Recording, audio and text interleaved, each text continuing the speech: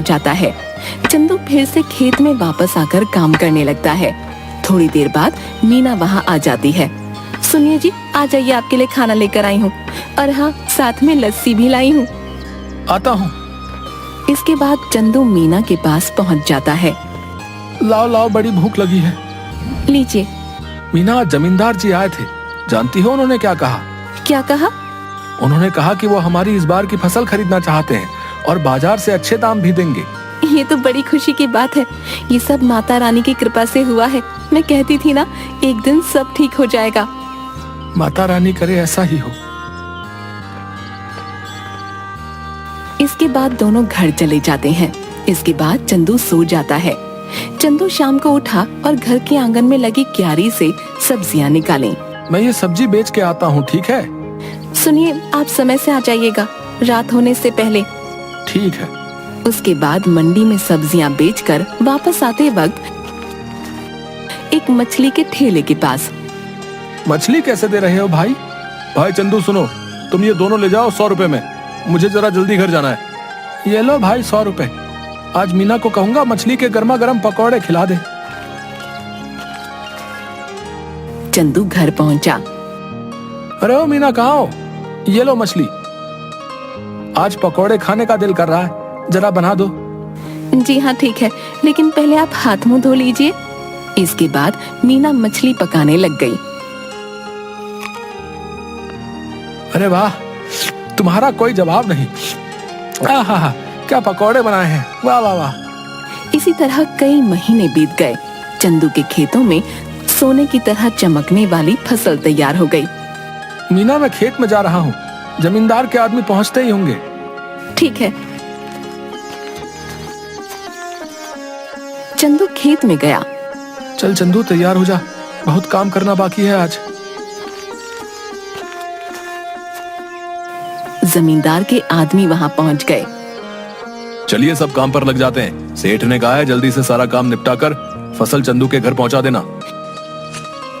सबने मिलकर फसल काटी और 8 बोरियां तैयार कर दी। तभी वहां मीना आई। ये क्या, इतनी जल्दी काम भी हो गया? मीना, इसीलिए तो कहते हैं कि एकता में बल है। जो काम मैं अकेला 2 दिन में करता, वो हम 4 लोगों ने मिलकर कुछ ही टाइम में कर दिया। इसके बाद सबने मिलकर बोरियां चंदू के घर तक पहुंचा दी। हम सब कल आके ये बोरियां सेठ के घर ले जाएंगे। चलिए हम चलते हैं। चलो, आज का काम भी खत्म हुआ, बस अब कल का इंतजार है। उसने सारी बोरियां घर में रख दी। तभी आधी रात को चंदू के घर के बाहर कुछ चोर बात करते हुए। सुनो सबके सब, ध्यान से घुसना। अगर हम खाली हाथ लौटे तो सरदार हमें छोड़ेंगे नहीं। सब धीरे धीरे चंदू के घर से सारी बोरियां चुरा कर ले गए। अगली सुबह चंदू की बीवी, सुनिए जी, उठिए, देखिए क्या हो गया। क्या हो गया? चंदू उठिए, उठिए ना। क्या बात है भाग्यवान, ऐसा क्या हो गया जो तुमने सारा घर सर पर उठा लिया है? गोदाम से सारी बोरियां चोरी हो गई हैं। क्या चोरी? कहाँ पे? गोदाम में आइए और खुद ही देख लीजिए। हे भगवान, ये क्या हो गया? जमींदार जी के आदमी कभी भी आ सकते हैं। माता रानी, मैंने किसी के साथ कुछ बुरा नहीं किया, फिर भी मेरे साथ ही क्यों? चंदू घर की सीढ़ियों पर बैठ जाता है। चंदू की आंखों से आंसू आ रहे थे। तभी वहां जमींदार के आदमी आ गए। अरे भाई चंदू, बोरियां तैयार है ना? नहीं भाई, कल रात को ही किसी ने अनाज की बोरियां चोरी कर ली हैं। ये क्या कह रहे हैं भाई? जमींदार जी कहीं गुस्सा ना हो जाए। तुम तो उनका गुस्सा जानते हो ना। चलो, उनसे बात तो करनी ही पड़ेगी। चलो अब। चंदू बाबूलाल के साथ जमींदार के घर गया। क्या चंदू, तुम सब खाली हाथ क्यों आ रहे हो? जमींदार जी, कल रात को हमारे घर में चोरी हो गई। सुबह देखा तो गोदाम से सारी बोरियां गायब हो चुकी थी। कहीं तुमने किसी और को तो बेहतर दाम के चक्कर में नहीं बेच दी? नहीं जमींदार जी, मैं सच कह रहा हूँ। सेठ जी, एक ही गांव में रहना है हम सब ने। भला झूठ बोल के कितने दिन बच पाऊंगा? ठीक है, लेकिन अगर मुझे पता चला कि तुमने किसी और को दिया है, तब देखना कि मैं क्या करता हूँ। कुछ दिन तक चंदू और मीना दोनों उदास थे। चंदू सब्जियों को बाजार में बेचता और जो भी कमाता उसे बहुत ध्यान से खर्च करता। चंदू खाना खाने बैठा। सुनिए ना, कितने दिन हो गए हमें इस तरह सब्जियां बेचते हुए, लेकिन हमारा घर मुश्किल से चल पा रहा है। घर के भी हालात ठीक नहीं है। हमारा गुजारा सिर्फ सब्जियां बेचकर नहीं हो सकता। पहले तो अनाज बेचकर हम अच्छे खासे पैसे कमा लेते थे, जिसमें साल भर थोड़ा थोड़ा करके घर चल जाता था।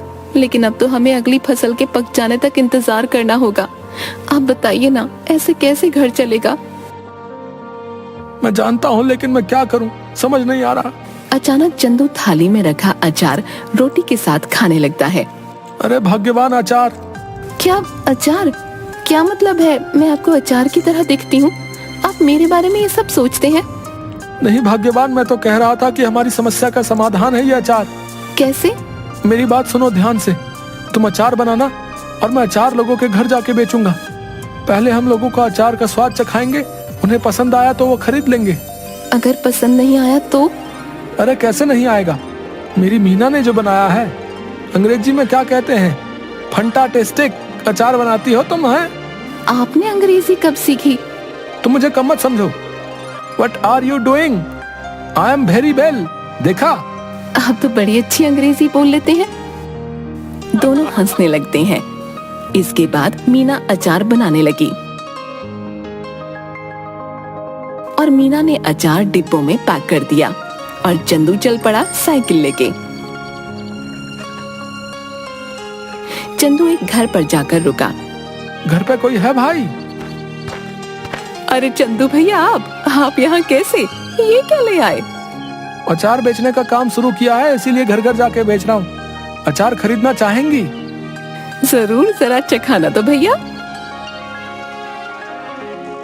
औरत ने अचार चखा तो उसे बड़ा पसंद आया। भैया ऐसा करो, 1 किलो दे दो। कितना हुआ? 150 रुपए में। ठीक है भैया, अभी पैसे लेकर आती हूँ। चलता हूँ बहन। ऐसे करते करते चंदू दूसरे घर गया। रमेश भैया घर पे हो? अरे चंदू, तू कैसा है भाई? और कैसा चल रहा है सब? उस चोरी के बारे में सुनकर बहुत बुरा लगा यार जान के। जाने दो भाई, क्या कर सकते हैं। अच्छा ये बताओ, अचार खरीदते हो बाहर से? हाँ क्यों? मैंने अचार बनाना शुरू किया है। क्या बात है, जरा चखाओ तो। चंदू ने उसे थोड़ा सा चखने को दिया। अरे वाह, किसने बनाया? मीना ने। भाभी को कहना बहुत अच्छा अचार बनाती हैं, बड़ा ही कमाल का। बताओ भाई, खरीदोगे? हाँ भाई, क्यों नहीं, दूसरों से भी तो खरीदता ही हूँ, इससे अच्छा तुमसे ना खरीद लूं। ये बताओ कितने में बेच रहे हो? 150 रुपए किलो। ठीक है भाई, 2 किलो दे दो। चंदू ने पैक करके दे दिया। धीरे धीरे उसका सारा अचार बिक गया। चंदू घर पहुंचा। मीना, आप आ गए? कैसा गया आज का दिन? किसी ने खरीदा कुछ अचार? कुछ तो नहीं खरीदा किसी ने। मैंने कहा था ना, मेरा अचार इतना भी खास नहीं है। आपका विचार ही गलत था इसे बेचने का। पूरी बात तो सुन लो, लोगों ने कुछ नहीं सब कुछ खरीद लिया। देखो जाकर टोकरी में। मीना टोकरी के पास गई। उसने देखा कि टोकरी तो खाली है, यानी कि सारा का सारा अचार बिक गया। मीना बहुत खुश हुई। अब बस तुम ऐसे ही बनाते रहो और मैं घर घर जाकर बेचता रहूंगा। मैं कहती हूँ ना, आप ऐसा करिए, पास के गांव में भी बेचना शुरू करिए। क्या पता वहाँ के लोगों को थोड़ा बहुत पसंद आ जाए। अब हम जितनी जगह जाकर बेचेंगे उतना ही तो हमारा फायदा होगा ना। कल से आप थोड़ा और अधिक अचार लेकर जाना और दूर दूर के गांव तक भी जाना। ठीक कहा तुमने, मैं ऐसा ही करूंगा। कल से तुम ज्यादा से ज्यादा अचार बनाना शुरू करना। आप 1 हफ्ते रुक जाइए। 1 हफ्ते में बहुत सारा अचार बनाकर तैयार कर दूंगी। उसके बाद आप बेचना शुरू कर देना, क्योंकि अचार पकने में भी तो समय लगता है ना।